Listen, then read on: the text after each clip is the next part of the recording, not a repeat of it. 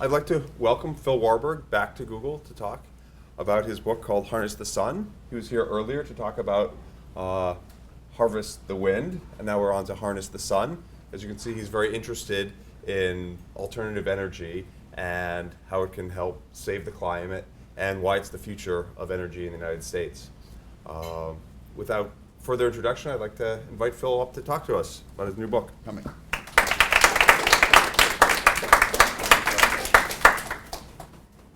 It's great to be back at Google, talking about my favorite subject. Can't think of a better place to talk about technological transformation than Google. So I want to start by asking, how many of you have solar on your homes today? And how many of you have neighbors with solar on their homes? Okay, and I want to see those hands together. So that really says something to me about solar power today, and that is that it's really become part of our lives, whether we've invested in it individually or whether we're part of a broader community that has decided that solar is a worthwhile investment. And by worthwhile, I mean a number of things. For some people, that is simply lowering their electric bills now and thinking about future fuel prices and stability going forward in terms of their electric bills. For some, there's satisfaction in trimming at least a bit of their carbon footprint by generating at least part of or a substantial part of their power from renewable sources. And for others, there's a satisfaction in taking charge of at least some of the power that we consume in our daily lives. And that latter concept of taking charge is one that I found particularly intriguing as I traveled the country talking to different people about their own commitment to moving solar power forward. One would expect progressive politicians like former Congressman Henry Waxman to be avid solar proponents. He wrote a wonderful blurb on the back of my book. Former head of the Energy and Commerce Committee in the House, dedicated to environmental issues, sees solar as part of a broader panoply of necessary measures we have to take to address the overwhelming challenge of climate change. But what was more surprising to me was finding that there is strong support for solar power among at least a contingent of very right-wing libertarians. People like former Congressman Barry Goldwater Jr., who was a congressman from California for a number of years. He now is the chair of something called TUSC, Tell Utilities Solar Won't Be Killed. And what that group does is it's a representation of homeowners and business owners who want to generate solar on their properties and who want fair compensation for the surplus power that they generate. And they are fighting major utilities such as Arizona Public Service, which wants to cut back on the net metering benefits that are provided to solar homeowners and solar business owners. I don't know if this is enough to bridge the gaping political chasm that exists in America today, but at least it's a sign that there is a common language that we can talk across the political spectrum in looking at some of our renewable energy opportunities. Back in 2012, when I was just wrapping up my book on wind power, people often asked me, so will your next book be about solar?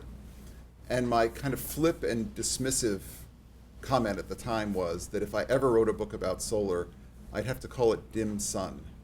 And the reason I said that was because at the time it just struck me that solar was pricing itself out of the market and was not on the verge of becoming a mainstream power producer.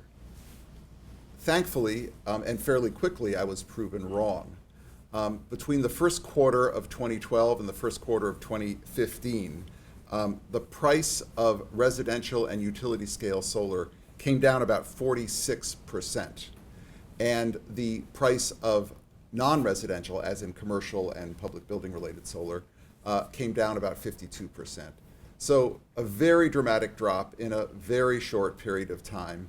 And another powerful indicator of just where solar is today can be found in the first half of this year's new generation capacity installations.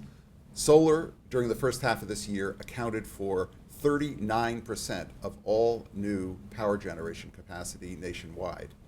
Wind accounted for about 36%. So if you add the two of those, you're looking at 75% of our new electric generating capacity in the first half of this year coming from renewable sources. You know, we all hear about natural gas as the cheaper, more convenient, accessible options, and with fracking ever more accessible.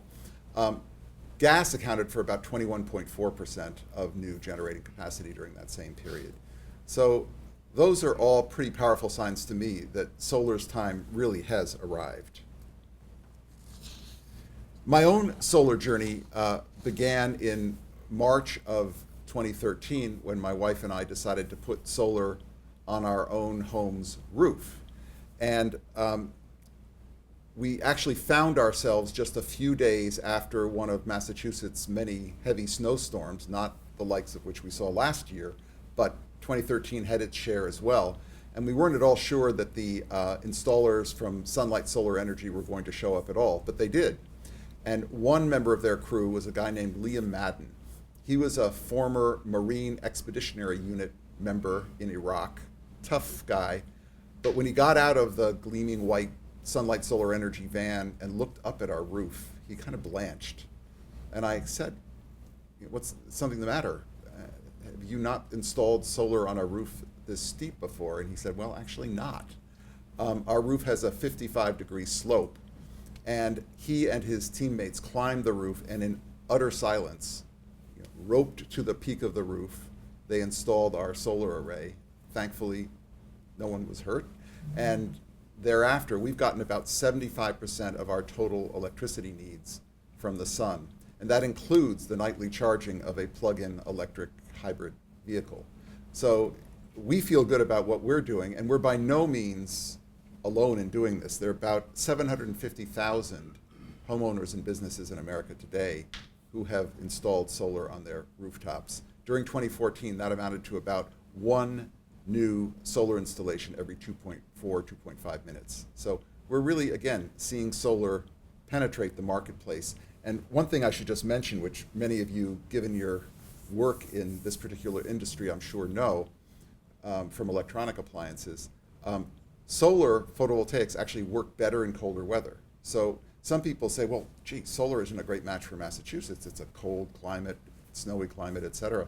As long as our solar panels are clear, we actually get better productivity from the sun during the winter months than during the summer months. Not overall, but at any given moment because of the factor of colder operating conditions. But we're not just seeing solar on our homes. This, I'm sure, is a familiar sight to you, the Mountain View headquarters of Google, where you have 30% of your peak electric demand coming from solar energy, which is pretty impressive given what must go on at that complex. And that might be expectable because, again, you're a high-tech company, cutting edge, et cetera. But what's interesting to me is seeing how companies like Kohl's, like IKEA, like Walmart are going solar. Walmart now has solar on 250 of its buildings, and its goal is to have solar on 1,000 of its buildings in the coming years. They want to be 100% reliant upon renewable energy at some point in the near future. Walmart isn't exactly on the cutting edge of environmentalism or energy enlightenment, but in fact it is working toward the right ends in this particular respect. We're also seeing solar in some perhaps somewhat unpredictable places. The NFL has made a commitment to solar. There are 6 NFL stadiums that either have solar today or having it installed on their facilities. Gillette Stadium is one of those places. I went to witness that particular facility, and the first time I went, it was for a Taylor Swift concert with my 2 daughters. I think I was the only person among the crowds who was more interested in the solar arrays than in the performer. But this particular facility you're seeing here is FedEx Field, which is the home of the Redskins. And this installation faced a particular problem. And I wonder if any of you could guess what it might be. Any guesses? Well, I'll give you a hint. What's that? Tailgating. Very close. Why tailgating? We'll run on top of the roof. Well, close. What do people do at tailgate parties? They toss footballs. And so the guy who was responsible for designing this facility had to calculate the arc of a football when tossed by an amateur, but still tossed, to make sure that the solar parking canopies were sufficiently above that arc that footballs wouldn't come crashing down on the solar panels on a regular basis. Not that they probably would have broken the panels, but not a real wise idea to have that constant collision happening. And beyond the power that these facilities generate, those parking canopies are now the most desired parking spots at FedEx Field. On a more practical level, large warehouses are beginning to install solar on their roofs. New Jersey is a great example. New Jersey does not have a huge amount of open space. It does have a huge amount of factory space and warehouse space. This particular building is a food storage warehouse. It's 1/4 mile long, and it has a huge electric bill because of the cooling and refrigeration and freezing that has to go on inside this building. And this building, because of its solar array, now gets 90% of its total power needs from the sun. And then if you kind of get into the real gritty aspects of solar power's potential, you have to look at brownfields. Brownfields, for those of you who are not familiar with the term, are either contaminated or potentially contaminated industrial properties. They could be former mining areas, they could be former factories, they could be former landfills or hazardous waste dumps. And the EPA has a department called Repowering America's Land, and they have done a survey of over 100,000 brownfield sites in America. And according to their calculations, if we were to tap the solar potential on those brownfield sites, we could be getting 3 times our total power needs nationwide. Now, there are other challenges in terms of developing these sites. You have to rehabilitate them to a certain degree. As you can see from this particular picture, you're not necessarily inheriting pristine properties. But that just bespeaks how profound an impact solar could have if we were to choose hidden and not so hidden opportunities for its development. This particular facility is on the south side of Chicago in the West Pullman neighborhood, a very crime-ridden area, once a big industrial zone, now largely abandoned, and a site of some pretty serious local crime. And Exelon came in 2008, looked at this plot of land. It had been an International Harvester assembly plant that had been abandoned in the early 1980s. And Exelon decided this would be a good site for solar. So they installed the Exelon City solar plant in the midst of the West Pullman neighborhood. They now generate enough electricity for about 1,500 households. I wish I could say that this had had some positive impact on crime in the neighborhood. Unfortunately, the major source of panel breakage is stray bullets falling from the sky. But it did create a lot of local jobs. There was a local metal shop, for example, that made all of the posts on which these many, many, many thousands of panels were suspended. And it turned what was a safety hazard and an environmental hazard and an eyesore into an economic and an environmental amenity. We often talk about solar in terms of the individual sites that are prime prospects for solar. But what's happening is that entire cities, entire counties are beginning to look at solar as a serious strategic opportunity. And it would be easy to talk about a place like Marin County, right across the Golden Gate Bridge from San Francisco, generally upscale.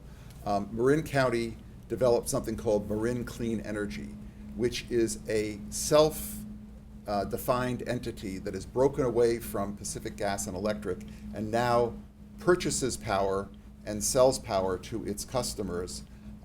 It has a light green option, which is 50% renewable. It has a dark green option, which is 100% renewable. It's called community choice aggregation, and this actually happens in Massachusetts. It happens in a number of localities in California, and it's happening in various other states. So that's, again, the kind of predictable story about solar. The less predictable story about solar I found in a city called Lancaster, California. How many of you have heard of Lancaster? That's what I thought. It's a community of about 160,000 people in the middle of the Mojave Desert.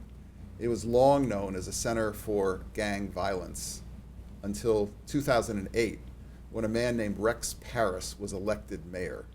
Parris came out of a class action litigation background, real hard-nosed, right-wing law and order guy, and he came in saying, I'm going to clean up this city. And he proudly told me that under his rule, 20,000 gang members were put behind bars. And as he said to me, I don't care about the Constitution once you join a gang. So not exactly a warm, fuzzy, progressive politician. Thankfully, though, that same dogged determination that he's applied to crime fighting in Lancaster, he's applied to developing solar energy in the same city. Several years ago, he went to a conference in China and was sitting amidst dignitaries from a number of major metropolitan centers, and he had his staff with him. And at a certain point, he felt he needed to say his own piece before this crowd, stood up and declared that his city was going to become the solar capital of the world. And I think his staff's mouths kind of dropped open because they weren't quite prepared for this declaration. And people kind of shrugged their shoulders because who had heard of Lancaster? But he came back to California, the staff set to work, and over the course of several years, Lancaster has developed solar on most of its public buildings. It's encouraged local businesses, such as this Toyota dealership, to invest in solar. The local ball field has solar.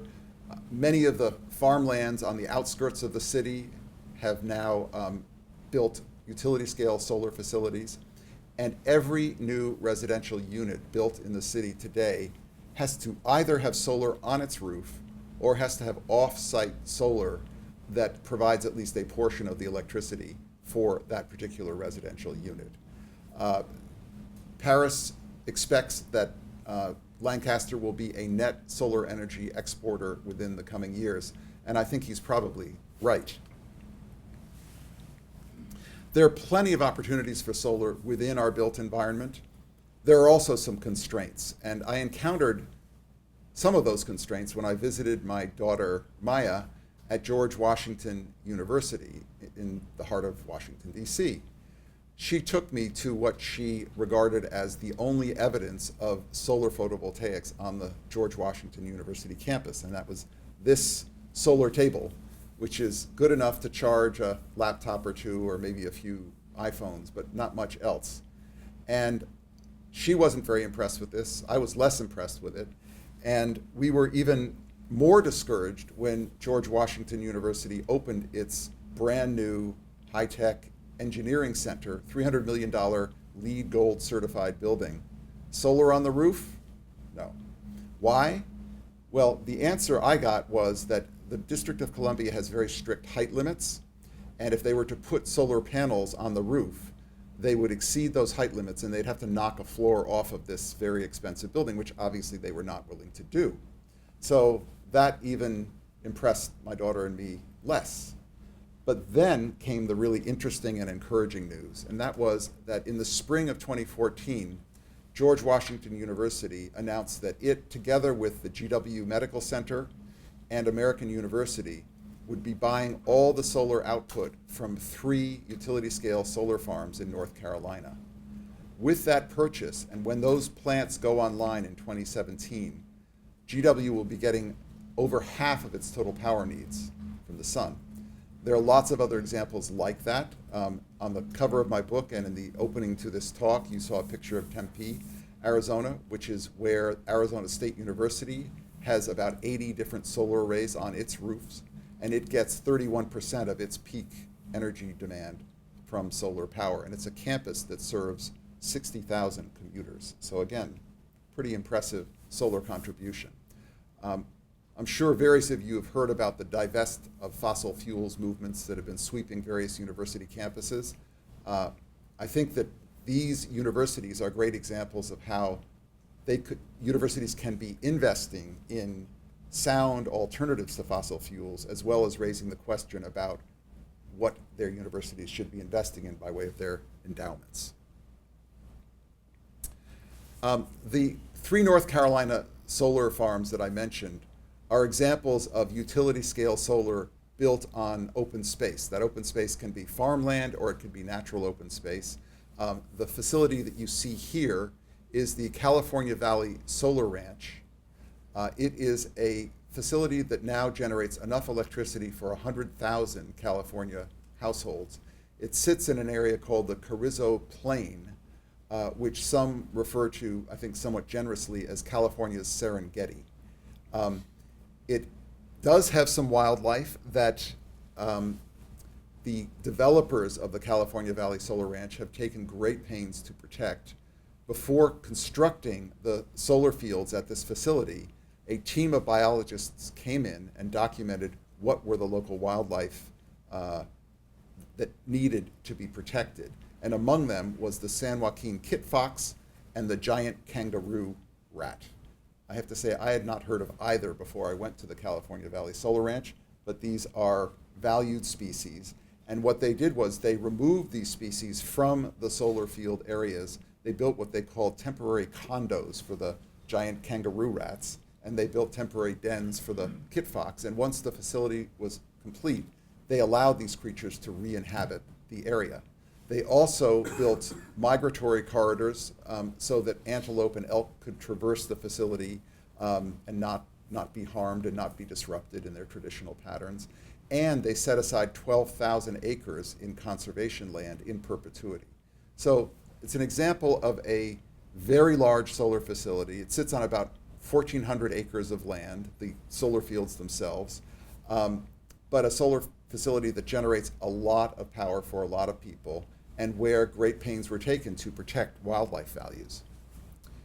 In another community, the Moapa Paiute are a tribe in the southeastern section of Nevada, and they have built a large solar facility, again, enough capacity for about 100,000 households.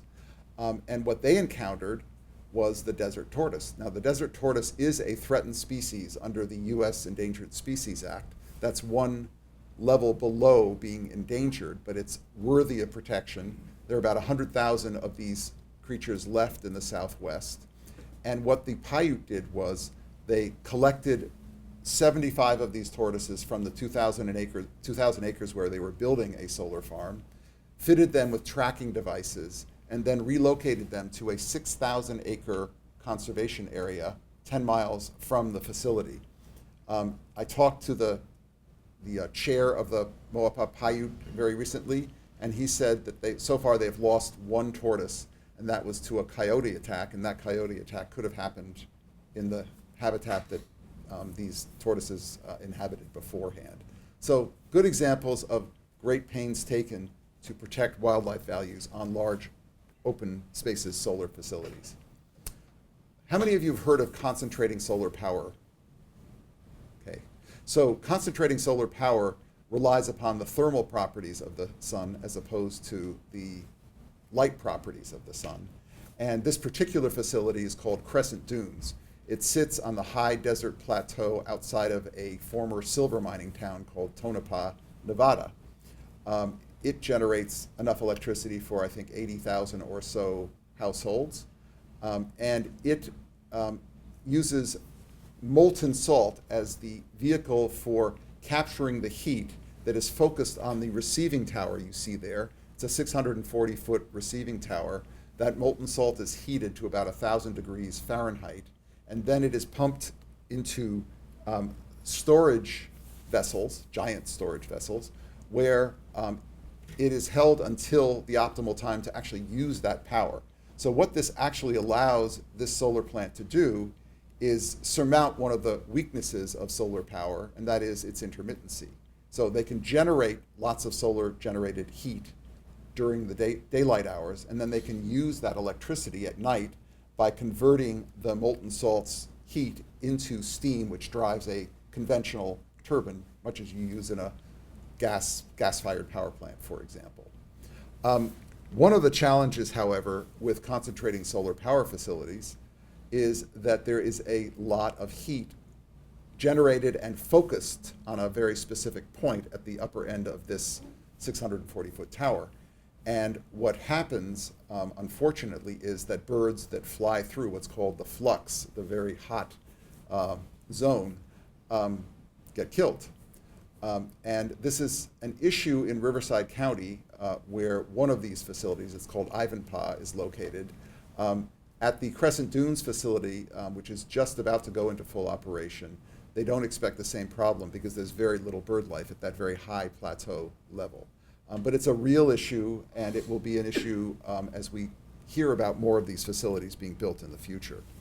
One way to mitigate damage to birds from thermal facilities, concentrating power facilities, is to use parabolic troughs and concentrate the solar heat on a glass pipe that you can see there that runs just a few feet above the parabolas. And therefore you have a heat zone where birds are very, very unlikely to be damaged. And this is a facility called Abengoa Solana in western Arizona. These kinds of facilities are also being built across the West. But there are challenges that we face as we begin to develop solar in open spaces. There are some in the environmental community who believe that we need to go to great lengths to wean ourselves off of fossil fuels, and that if we're going to do that using solar energy, we're going to have to generate prodigious amounts of solar power. And that is going to mean that we're not just going to use solar in our built areas, but we're going to build solar in open spaces. There are land conservationists who say, no way, we don't want to industrialize our landscape. So that tension is going to grow in the coming years and decades as we ramp up solar power and we see more pressure placed upon our open spaces. Which brings me back to talk about what can we achieve within our towns and cities. And the National Renewable Energy Laboratory, which is the government's laboratory to investigate renewable energy, did a study and has estimated that we could be getting a fifth of our total power needs from rooftop solar alone. That's a prodigious amount of electricity. That's more than we get today from nuclear power, for example. Not all homes are created equal, however. This is our next door neighbor's home. And as you can see, it's very heavily shaded, and there isn't much free roof space where you'd actually be putting solar panels. So there are those kinds of constraints. And there are also constraints facing renters. Boston renters constitute about 60% of the city's households, and on a statewide basis, renters are about 38.5% of all households. Renters don't have access to their roofs, or at least they can't install what they wish on their rooftops, so that is a real constraint. There are other constraints on rooftops, such as air conditioning units, such as in this particular case, a running track on a roof. So you can't assume that a roof, even if it is a substantially sized roof, is going to be available for solar power. One way to surmount this particular constraint is to build what's called community solar facilities or shared solar facilities. These were really pioneered in Colorado. This particular facility is the Venatucci Solar Farm. It has 600 members who buy shares in the output of this facility. Some might buy a share equivalent to 1 solar panel, some might buy a share equivalent to 10 solar panels. They in turn get a proportionate share of the output of this facility deducted from their electric bill. So this is a great way to surmount the constraints that people might face if they can't put solar on their own homes. And we're seeing this happen in a number of states, and we're seeing it happen in a number of different contexts. I was in Seattle a few weeks ago, and I visited the Seattle Aquarium, where a rooftop solar array serves as a community solar facility. There are also plans to develop solar in Massachusetts and community solar, so we'll be seeing these kinds of facilities become available here in the near future. There's one other community that I want to make sure we touch upon, and that is low-income communities. How do we bring solar power to low-income households? And this is where we haven't seen enough progress. California is in the lead in this area, as it is in so many other areas regarding solar energy. It has required that utilities, the three big utilities, spend $300 million installing solar power on low-income households, like the household I visited in the Bayview district of San Francisco. The Huang family was a family of recent Chinese immigrants, and they qualified for the low-income solar program. A group of volunteers from Salesforce came in under the supervision of a nonprofit called Grid Alternatives and spent the day installing a solar array on the rooftop of this home. And today the Huang family gets 90% of its electricity from the sun, which is a huge benefit in terms of its electric bills and a big benefit to all of us in terms of the reduced carbon footprint of that particular household. Just to give you a sense of the raw potential of solar power, this is a map that was created using data from the National Renewable Energy Laboratory. It was created by Environment America. And the states that appear in red, there are 19 of them, have 100 times or more than 100 times the current electricity consumption in that state available as solar potential. The orange states have between 25 and 100 times current consumption available as solar potential. Massachusetts doesn't quite stack up in that regard. We have about 2 times our total current consumption that would be available from the sun. But we should all be proud that, in fact, Massachusetts is doing very well compared to other states. It's a small state, but we're number 5 in the nation. And we, as you can see, are in the winner's circle with California, Arizona, New Jersey, again, industrial state, but making ample opportunity, ample use of the built environment to install solar power, and North Carolina. I should mention, by the way, that some people, again, think, well, Massachusetts isn't prime for solar. The top solar producer in the world is Germany. Germany gets about 7% of its total power needs from the sun. And it is a cloudy, rainy climate, by and large. It has an average of 1,500 sunlight hours per year. Boston gets about 2,600, more than 2,600 hours of sunlight per year. So we have a lot of potential that we could tap as part of a broader attempt to move away from fossil fuels and toward renewable energy. We have a number of pro-solar policies in the state. I'm not going to go through all of them right now, but we can discuss them during the Q&A if you'd like. But I think what we have to recognize is that solar potential is huge. Opposition to solar is also huge. Utilities are very nervous about solar penetration for a variety of reasons. They're particularly concerned about distributed solar generation, because they make their money by selling kilowatt hours. And that's a fairly simplistic model. You build a coal plant, you turn on a coal plant, you generate electrons, you sell the kilowatt hours. What is being demanded of them today is that they become much more flexible energy services providers that might be involved in storing energy, that might be involved in various kinds of smart metering, energy efficiency. And if they don't want to go the route of Kodak and Polaroid, they're really going to have to become much more nimble, much more diversified energy providers. Fossil fuel companies are fighting hard against pro-solar policies at the federal level and at the state level, so we've got to reckon with them as well. But I think that we all need to look at the bigger picture and embrace the opportunities that solar presents, reckon with some of the legitimate questions that are being raised, but the profundity of the transformation that we're going to have to undergo is going to involve some trade-offs. There is no such thing as clean energy. There's cleaner energy and dirtier energy. And solar offers some huge opportunities, some huge environmental benefits, and some personal satisfaction, such as I described earlier in my talk. Oh, and just wanted to invite you to join my family in reading Harness the Sun. I call this picture Harnessing the Sun While Sitting in the Shade. Thank you all for coming, and happy to hear comments and questions.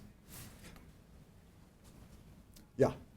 So looking around the room, I think I'm one of the few people, or some of the people that are actually on the marketing side of Google. But I actually perceive that solar is a really big marketing problem. Like I get ads all the time from natural gas groups, and frequently see a lot in the market just for an uninformed consumer, letting them know about a lot of other alternatives that aren't related to solar. And I'm wondering what your opinion is on why that may be, why there isn't being more done from just a pure marketing standpoint to show all the benefits of solar and the cost isn't cheap for a user. You're saying who are the marketers per se? You mean the telemarketing that we're getting? No, or like literally I'll see ads on TV or on, on YouTube for like why natural gas is great. It's probably lobbyists, I'm not sure the groups are behind it. But, yeah.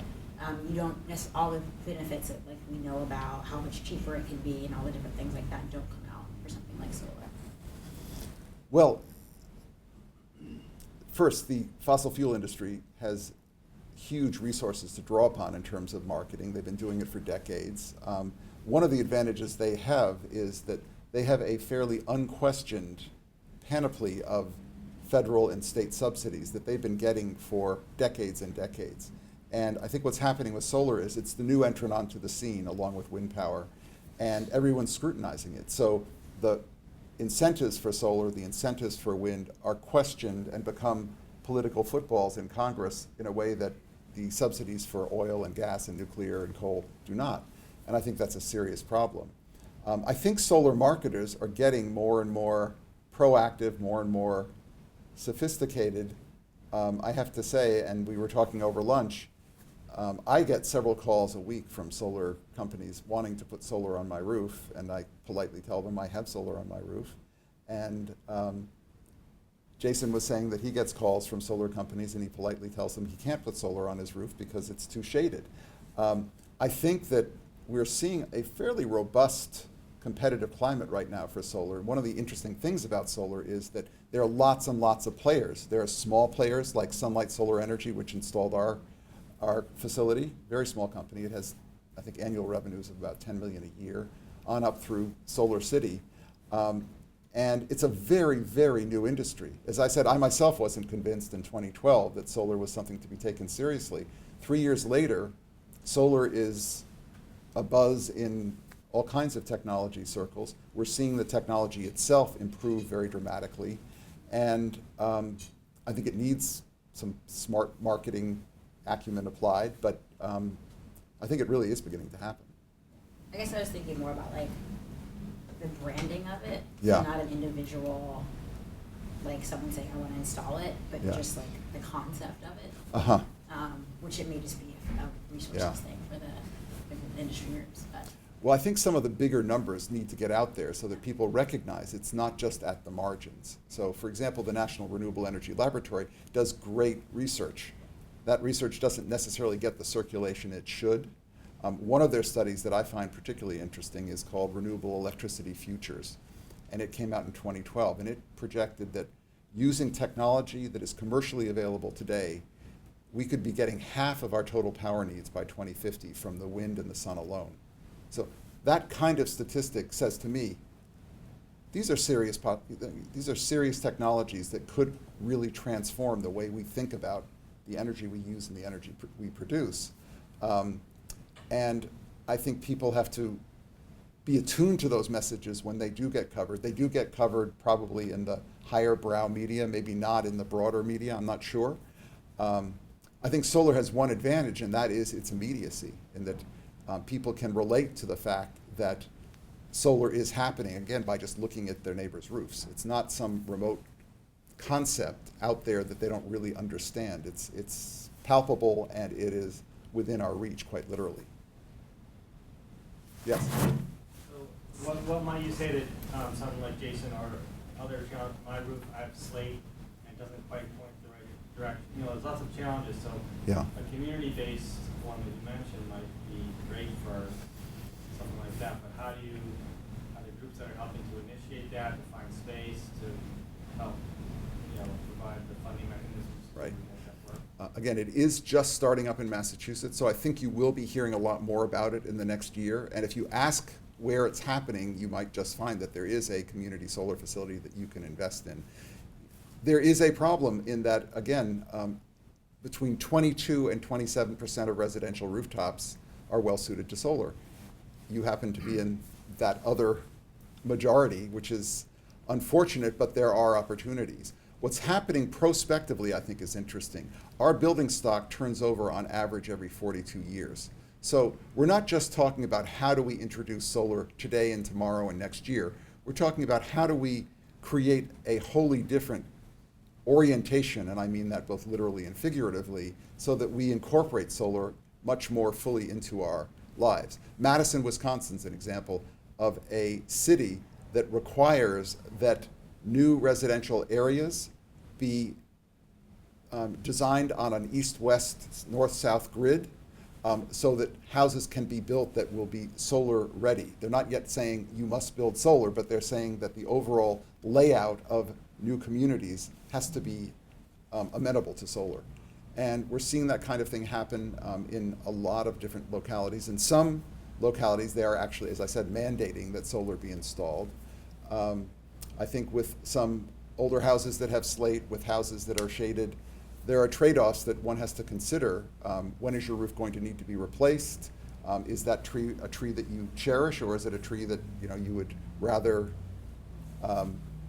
sacrifice to the solar cause? And there are great advantages to shade trees in the summertime, so you don't want to be foolish and cut down a tree only to generate solar power to fuel the air conditioning you have to use because you don't have a shaded house anymore. So those are the kinds of considerations I think you have to weigh. Did I see another hand in here? Yeah, I was wondering what your thoughts are on needing to store energy to make solar practical. I think that goes back to the question of what is the function that our utilities play today, and what function do we play in generating power and storing power. I'm sure you've all been hearing about the power wall that is being proposed or already being marketed on a household level, on a business level. One can begin to store solar power on those levels. There are also much larger means of storing solar power. For example, pumped hydro storage is a great way to capture a lot of surplus electricity when, let's say, the sun is shining, or when you have major wind farms producing huge amounts of wind power in the middle of the night when no one needs that power. So if you can pair those facilities with a pumped storage facility, pump the water into a storage reservoir, release that water when the power is needed, you have a great storage resource. I think we also have to just get much, much smarter about how we manage our own use of energy. And that has to do with the lights in this room, it has to do with computers in our household, it has to do with industrial refrigeration, it has to do with heating, venting, and cooling, where utilities could be playing a much more significant role, where Google, I'm sure, will be playing a much more significant role in helping us manage our energy use in a wiser and more energy conserving and better timed way, so that it actually does sync with the power resources that are available. One other resource I should mention, by the way, is car batteries.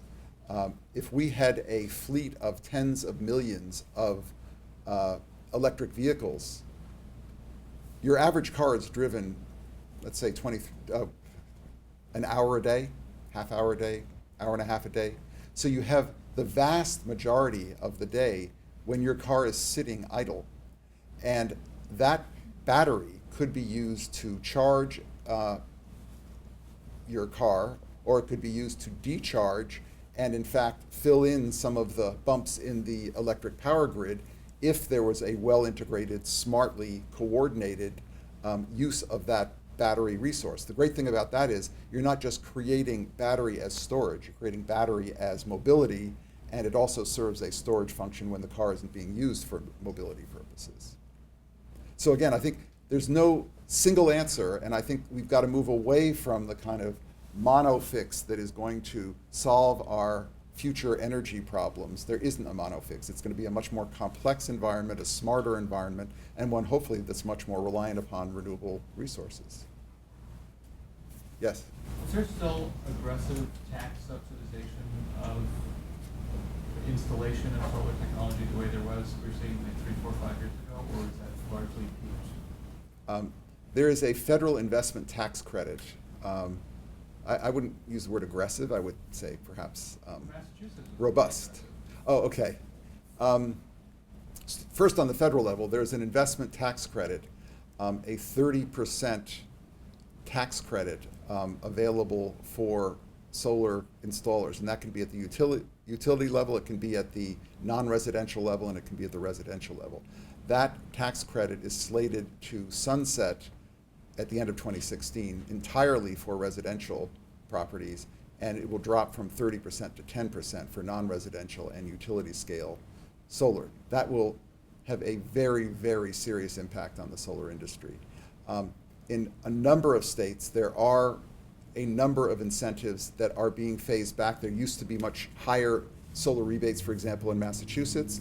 They have been phased way down, and that's true in a lot of other states. There are tradable credits called solar renewable energy certificates that are still in effect, although the Massachusetts legislature is considering ways to phase them out in future years. I think any energy technology requires an incentive to get it off the ground. And I think what troubles me when people hyper-scrutinize the solar subsidies is they're not, again, looking at the playing field that solar has to play on. I mean, we're talking about royalties on mineral extraction in America that are among the lowest in the world. We're talking about all kinds of depletion allowances and other benefits to the oil industry. We're talking about an act called the Price-Anderson Act that allows nuclear reactors basically to function in this country. It sets a cap of $500 million per reactor accident as the liability limit for a reactor owner and operator. The rest is covered by the federal government. Without that cap, civilian nuclear would go nowhere. And so we're not talking about a level playing field, and we are talking about creating some incentives to jumpstart an industry which is really in its infancy. And we have to, I think about why we're so interested in moving a sustainable energy technology forward and build from there toward, well, what are the steps we need to take to integrate it more fully into our economy? Yeah. Just to add to the point that you just made, the IMF published a study a couple of months ago which said that the G20 countries pay over $1,000 per citizen in fossil fuel subsidies, and in the United States it's $2,000 per citizen, which I think dwarfs any of the solar subsidies. Right. That's a great example. There's a lot of debate right now about whether solar homeowners are being cross-subsidized by average ratepayers. And there may be some of that going on. There's a lot of studying going on as to whether there needs to be some adjustment in the net metering pay regime. And we'll see adjustments being made going forward, but I think it's very important, again, to give people an incentive to go into a frontier technology that people might have apprehensions about, and where you break down some of that resistance by helping people recognize some of the economic benefits of moving towards solar energy. Yeah. So do you have a sense of the chance that the federal ITC is going to be reviewed? Or is it gone? My guess is that what we might see is a more graduated phasing out of the, right now it's a pretty radical 30% to 0 for residential solar and 30% to 10% for the others. I would hope we'd at least see a more gradual phasing down of that incentive, but the whims of Congress are a little hard to predict. Yes? Thanks for coming. One of the early slides that you put up showed how the cost of installing is going down for residential, non-residential, and utility scale. With that in mind, is it much more cost efficient to invest in like community solar than to have everybody put it up on their own? One of the advantages of community solar is you can choose an optimal site. And because you're building on a larger scale, per installed panel, it is cheaper. So yes, there are cost benefits there. Utility scale is also is cheaper still, much cheaper still. You have the issue of transmission, right? Because if you're building one of those large facilities like the California Valley Solar Ranch, you've got to transmit that power from that ranch into the grid and to, in that case, I think it's the LA Department of Water and Power, where that power is ultimately going to be consumed. So larger scale does allow for more efficient siting. One of the things that we're waking up to a little bit is we're not just talking about what are called the hard costs of solar. We're not just talking about the costs of the panels or of the inverters. We're talking about the soft costs, the marketing costs, the permitting costs. And what we have found is that Germany, one of the reasons German solar is cheaper per installed watt than American solar is because the soft costs are a fraction. They're about 10% of our soft costs because they've gotten very, very effective about marketing and very expedited about their permitting of solar facilities. So there are opportunities to economize on solar that we're just beginning to tap. Do you see, like, you put up also the map with the red and yellow states, like, do you see one of these red states just coming forward and doing what the mayor of Lancaster did, Yeah. saying, we're going to just export solar to the whole country, and, you know, Nevada has basically an eastern border and a western border, and there's not a whole lot in between. Yeah. Apart, just will blanket the state solar panels. That's to some degree happened with wind, where if you look at Iowa, Iowa now generates about 28% of its total power from wind. It's decided that wind is an important export commodity as well as commodity that is being used within its borders. Same thing with Wyoming. In the case of solar, my guess is we're going to see a more even distribution across a variety of different contexts. I think that that tension that I described between open spaces protection and solar exploitation will lead us to rely upon farmland-based solar much more than on natural spaces-based solar.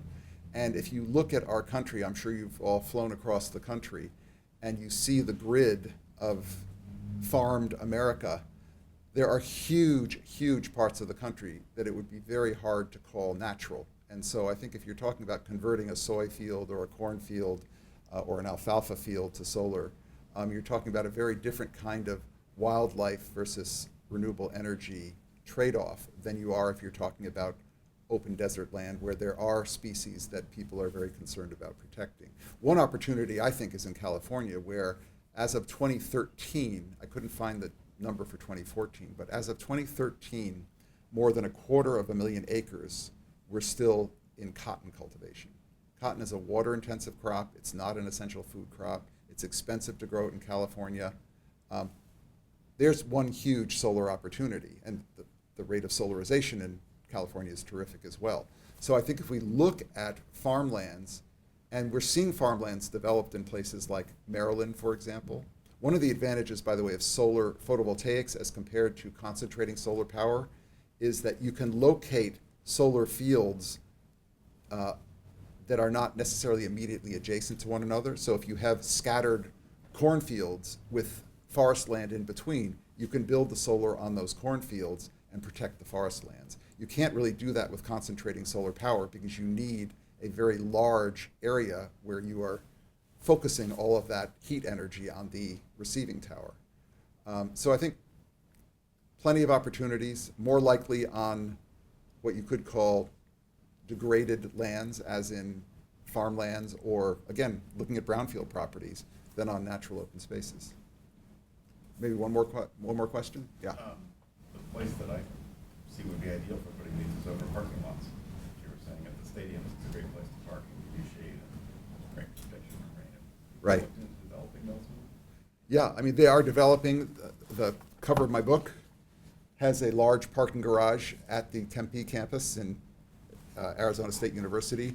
Rutgers University at its Livingston campus has major parking canopies built as well. The NFL stadiums are using that same approach. It's a great opportunity. It is more expensive per unit, for example, than ground-mounted solar because you have to build the superstructure, which is a larger superstructure than simply building the row after row after row of solar panels. But it's certainly a huge opportunity. And a lot of people, for example, when they look at New Jersey and they say, look, we don't want to encroach upon our farmland. We have enough of it left. they say, look at parking lots and look at warehouse roofs, and those are certainly opportunities that we could exploit. Thank you all very much for coming.